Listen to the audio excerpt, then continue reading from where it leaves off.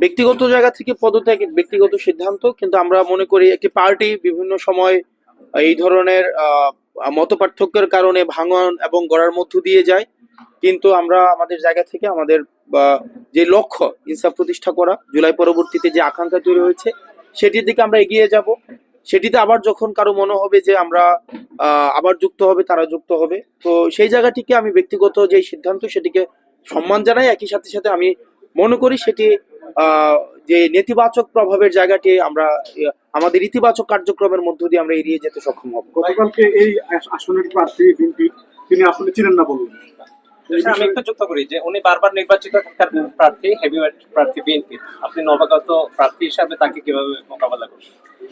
উনি ব্যক্তিগতভাবে যে মন্তব্য করেছেন সেটি ওনার ব্যক্তিগত মন্তব্য।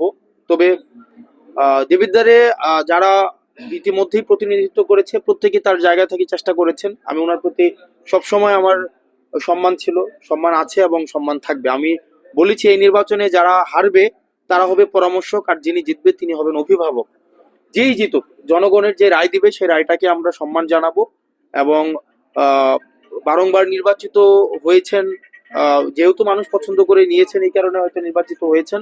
তবে আমরাও আমাদের কাজের মধ্য দিয়ে মানুষের আস্থা অর্জন করতে চাই, যাতে করে মানুষ আমাদেরকে বেছে নেয়। এবং যারা নির্বাচিত হবেন আমরা তাদেরকে বেছে নেব, তাদেরকে আমরা পরবর্তী দেবিদ্বারের হচ্ছে উন্নয়ন এবং অগ্রযাত্রায় তাদেরকে আমরা পরামর্শ নিয়ে গিয়ে যাব। এবং আমাদের এই জোট যদি জয়লাভ করে তাহলে আমরাও তাদেরকে পরামর্শকের ভূমিকায় রাখবো। এখানে আসলে কারোই জয় না, মানে এই নির্বাচনে কেউ জিতবে না, জিতবে গণতন্ত্র, জিতবে মানুষের ভোট, জিতবে মানুষের যে ভোটদানের দীর্ঘদিনের আকুতি, সেটাই জিতবে। তো আসলে ব্যক্তিগত জয় এই নির্বাচনে এটা মুখ্য জায়গা না, আমাদের সামগ্রিকভাবে যে গণতন্ত্রের জয় হবে এটাই হচ্ছে আমাদের মূল জায়গাটা। আর উনি আমাকে ব্যক্তিগতভাবে চিনেন কি চিনে না সেটা আসলে এটা খুব প্রাসঙ্গিক বিষয় না। উনি এই এলাকার একজন সম্মানিত মানুষ, দীর্ঘদিন উনি এই এলাকার ভূমিপুত্র। উনি দীর্ঘদিন এই এলাকাতে মানুষের সাথে ওনার হৃদ্যতাপূর্ণ সম্পর্ক আছে।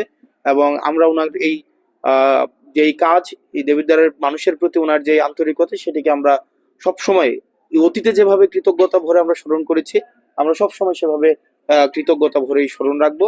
এবং দেবিদ্বারের জন্য আমি প্রায় কথা বলি যে একটা ইট লাগাইছে তার প্রতি আমরা কৃতজ্ঞ থাকবো। এখানে আমরা কেউ আসলে প্রতিযোগী মানে প্রতিহিংসামূলক সম্পর্ক না, এখানে একটা নির্বাচনী প্রতিযোগিতা। একে সাথে সাথে নির্বাচনী এই বৈতরণীর পরে আবার আমাদের নিজেদের মধ্যে একটা আন্তরিকতা সম্পর্ক থাকুক, একটা সাংস্কৃতিক একটা ইতিবাচক পরিবর্তন ঘটুক, এটাই হচ্ছে আমাদের চাওয়া।